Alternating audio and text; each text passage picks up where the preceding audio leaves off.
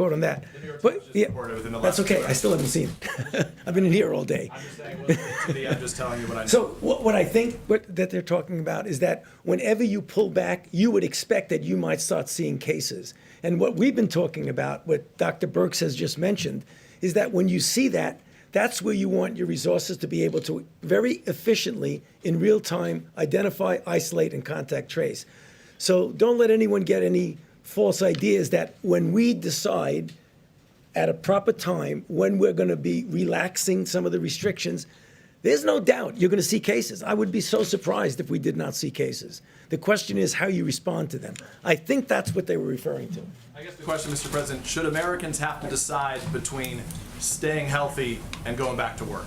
Look, I think we're going to do both. We're going to go back to work and we're going to stay healthy. And staying healthy is also a proportion. If you look at what we're doing, we're looking at a date. We hope we're going to be able to fulfill a certain date, but we're not doing anything until we know that this country is going to be healthy. We don't want to go back and start doing it over again, even though it would be in a smaller scale. Yeah, Jeff, go ahead. Thank you. So just a follow-up on the oil question. The president of Mexico said that you had agreed that the U.S. would cut production by 250,000 barrels per day. Is that what you agreed to? Yes, we would, which we've already done, by the way, but we would agree to a reduction cut.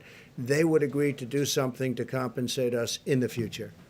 Okay? Do you make any assurances to Saudi Arabia that you, the United States, would not bail out oil drillers here? We didn't discuss that with Saudi Arabia. We just discussed the numbers, and we discussed who's opposed and who's not, and pretty much everybody is in favor of it because they're getting clobbered. They're all getting clobbered. All of those countries are having problems. If you look at Saudi Arabia, that's their source of income, primary source of income by far. So they want to do it. Russia wants to do it. The OPEC nations want to do it. They all want to do it. So we'll see what happens. There's a difference between wanting to do it and doing it. Yeah, go ahead. OAN in the back. Thank you, Mr. President. This is a national security question back to Venezuela and China. Venezuela, go ahead. Your administration has placed a $15 million bounty on Venezuela's Nicolas Maduro. And we have news this morning that President Xi is talking with Nicolas Maduro, expressing his financial support for Maduro. So 2 questions. One, have you discussed with Dr. Xi, or President Xi, the U.S. policy on Maduro? And 2, how does this affect U.S. policy with regards to its war on anti-narcotics? We will not be happy if that takes place. I have not spoken to President Xi of China about Venezuela, about that aspect of Venezuela. But if that took place, we will not be happy. Okay? I will not be happy. Are you concerned that he's opening up another I'm concerned financial about avenue? everything. I'm concerned about everything. That's why I don't sleep a lot. I get myself concerned about everything, but I would not be happy about that. Go ahead. Mr. President, getting back to Peter's question, a variation of that question, your doctors who are gathered here seem to be in doubt as to whether or not the country can reopen on May the 1st. If they come to you before May the 1st and say the country is not ready, or huge parts of the country are not ready to reopen on May the 1st, will you listen to them? I listen to them about everything. I think they're actually surprised. I have great respect for these people, all of them. You look, and others that are working with us. I have great respect for this group. In fact, I told Tony Fauci, I said, why don't you move to New York, run against AOC, you will win easily. But he decided that he's not going to do that. Okay. I kid, by the way. You know that. Some of your allies have been bashing these doctors. Would you tell them to cut it out? I can only say this. I have tremendous respect for these people, and we've done very well.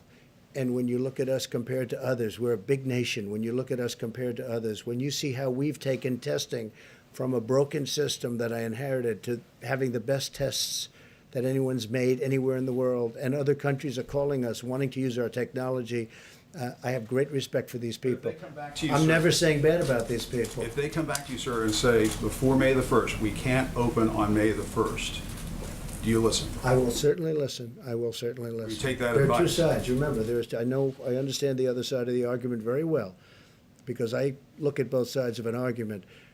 I will listen to them very carefully, though. Please, go ahead. Thank you, Mr. President. You may have seen this, but J.P. Morgan came out with a forecast about GDP growth in the second quarter. They're saying a 40% decline in the second quarter of this year. Do your economic advisors share that view? I think my economic advisors are interested in the third quarter and really the fourth quarter. And I think we have a chance to do record fourth quarter numbers because there's a tremendous pent-up demand. And you see it this week. I mean, what reason would there be other than faith in us and in this country, faith in this group and me and our vice president and everybody, governors perhaps, you can add them into it also. What reason would there be for, in a shortened week, 4 days instead of 5, to have the biggest stock market gain in over 50 years? So I think that, to me, there's a sign. Hey, look, with all we've been down, I mean, we've never been hit. I don't know, has this country ever been hit like this? Probably not. 1917, but that was different, and it was a different time. And frankly, Europe took the brunt of it. We didn't, but it was a terrible time also. But probably never been hit like this, right? Somebody was saying, in fact, I was speaking with Governor Cuomo about it because we were in New York City, a place we love, New York State, with the World Trade Center. And that was approximately 3,000 people. Well, we've doubled that in this same area. We've doubled that, more than double it, substantially more. And it's obviously going. We had our highest number yesterday and the day before. Okay, with all of this news, what would lead you to believe that we're going to have the best stock market week, shortened week, in 50 years? Almost broke the all-time record. You know what that is? That's a pent-up demand. Now, that's my opinion. The other thing is we're doing tremendous stimulus plans. And despite what you're reading, there's back and forth, but we are getting along with the Democrats. They want to see something happen. We have to help our workers. We have to help our small businesses. We have to help our restaurants. I think deductibility will be great for entertainment, restaurants, all of that. Look, I think with the stimulus, with the people, with what we've got going, with all of the things, we're going to be meeting with the airlines over the weekend. We have a great plan for the airlines. We've got to keep the airlines going. It's never been a great business, but it's a very vital business for the country. We're going to be meeting with Boeing. We're going to be meeting with a lot of companies that are great companies and were great companies a short while ago. I mean, we can't let anything happen to Boeing. It's, got so much potential. You talk about potential. Can anything have more potential than that? So we have a lot of very exciting things taking place. We have tremendous plans. We have tremendous stimulus. And I think we have a chance to do really well. So this quarter isn't the quarter I'm looking at. Third quarter, we start to think about it. And I think fourth quarter is going to be at a level that maybe we haven't seen before. I think our country, with the stimulus, with all that we've been through, we've learned a lot. Don't forget, we've learned about pandemics and epidemics. We've learned a tremendous amount. And with all that we've learned, as an example, we're making ventilators. We have thousands of them being delivered in the very near future. We have countries calling us, can we have ventilators? That would have been an unthinkable call. I wouldn't know what to say. They have people dying, but we needed them for ourselves. We have plenty before the surge. In New York, they need far fewer hospital rooms or far fewer hospital beds in particular than we thought. And I have to say, Dr. Birx told me that 4 weeks ago, 6 weeks ago. Remember, you said, that number's too high. We don't need that many.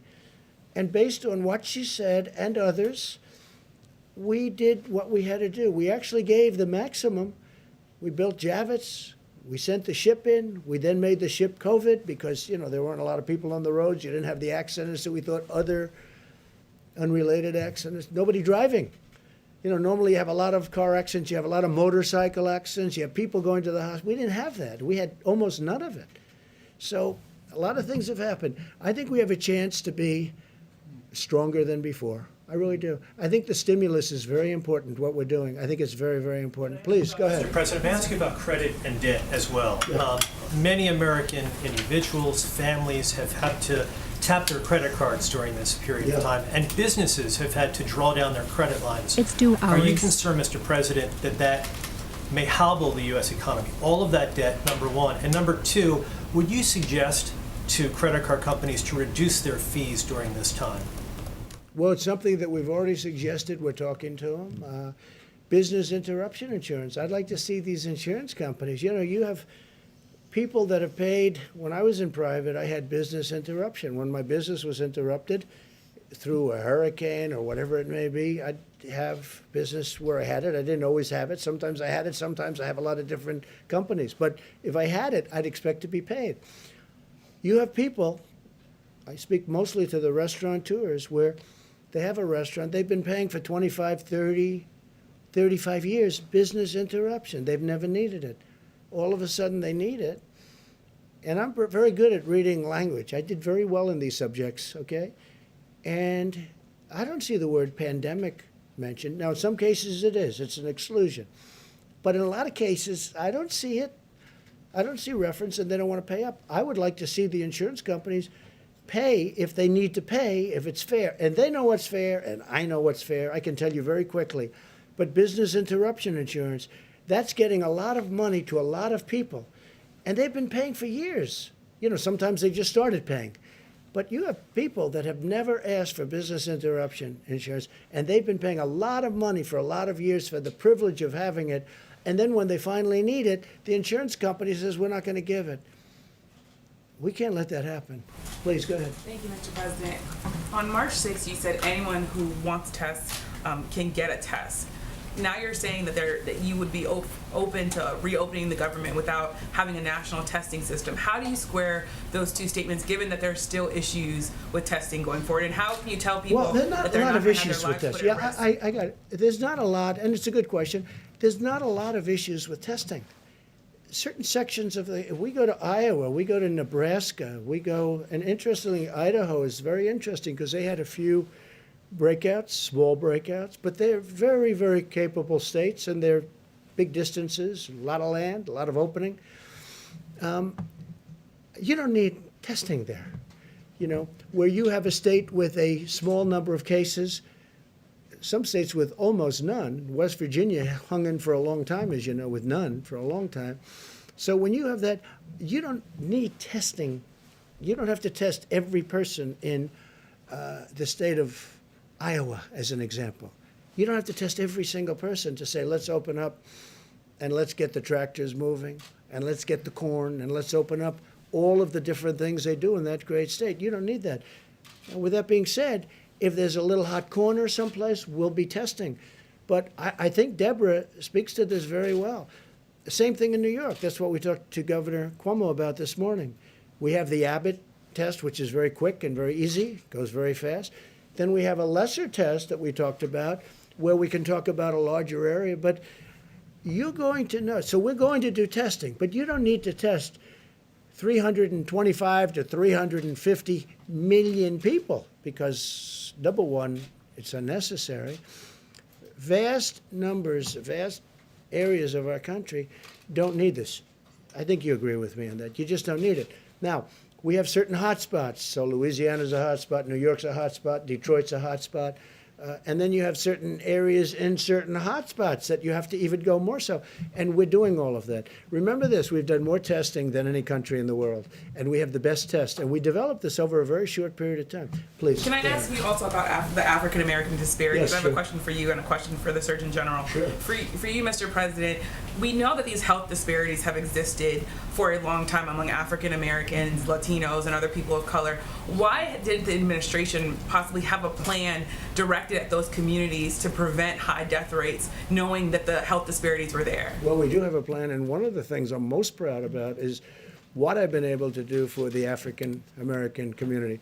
The lowest job numbers in the history of our country. This was For the virus, excuse me, of yeah, course. just before the virus came. Well, I'm just saying, because, you know, this has been here for 3 weeks, right? So just before, African American community had the lowest unemployment, the best employment numbers. More African American people and communities have been thriving. If you look at our opportunity zones and what we did, Tim Scott, who's fantastic, a fantastic senator, came to me, opportunity zones, more jobs for African Americans than ever before, better health care than they've ever had before. All of these things. The Surgeon General spoke to it, and he spoke to it, I thought, really brilliantly. I found it very interesting what he said, and I'd love you to come up and answer the second part of her question, because I think you would do it a much better job than I would. Please. Thank you, Mr. Surgeon General. Thank you very much. Thank you. I have a quick question.